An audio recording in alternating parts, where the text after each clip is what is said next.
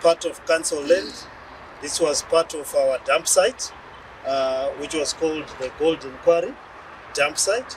It is a dump site that we used for hazardous waste, and part of it was to look at how we can reclaim the land and reclaim it in a useful manner.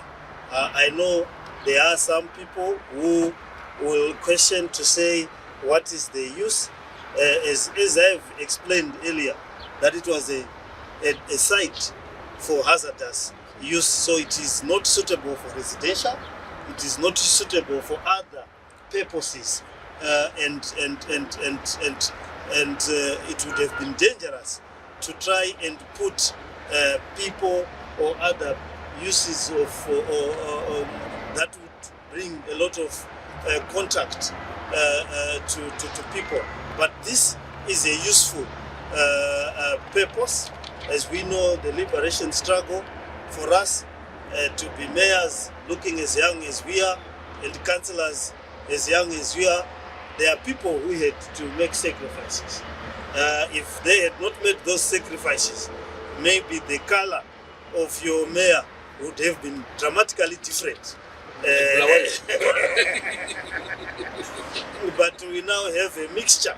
There we have it. So we acknowledge, and this is a partnership with council, with government, with the trust, just to put our heritage into perspective, the regional heritage.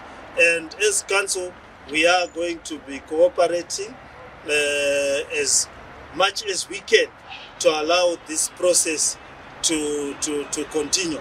And it is useful for us to come here. I was saying to the CEO the other day that, you've been inviting MPs, presidents, and you have not been inviting the mayor to see the place here, yet you are doing the things in my town. It might not end well, but at least we are here. We have got our councillors for all of us to bring this project into perspective and see how we can reclaim the land to a useful project. And I'm also honored. I'm a lawyer. The Chamber Secretary is a lawyer, and Judge Simbimbako is an icon in the legal field, and I'm very honored and proud to be standing beside him. These are the people whom we have been reading in books.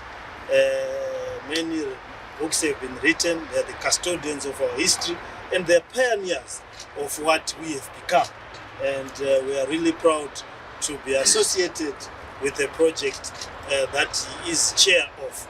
And we know that the history and the project is in safe hands, and we can only facilitate, complement, and emulate the efforts that they are doing here as much as possible with the powers that we have been given as a council. It's very important that people remember their history. Our history is rich, our history is painful, our history has got a lot of lessons. And it's very important that we learn these lessons so that we are able to improve the future and we won't relive some of the painful experiences. So we're quite impressed. We are looking forward to seeing how this plan evolves.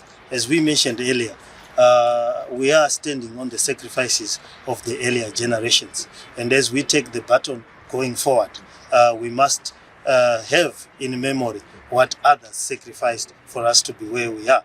So we are moving and we learn from what they achieved, and we also learn from their mistakes.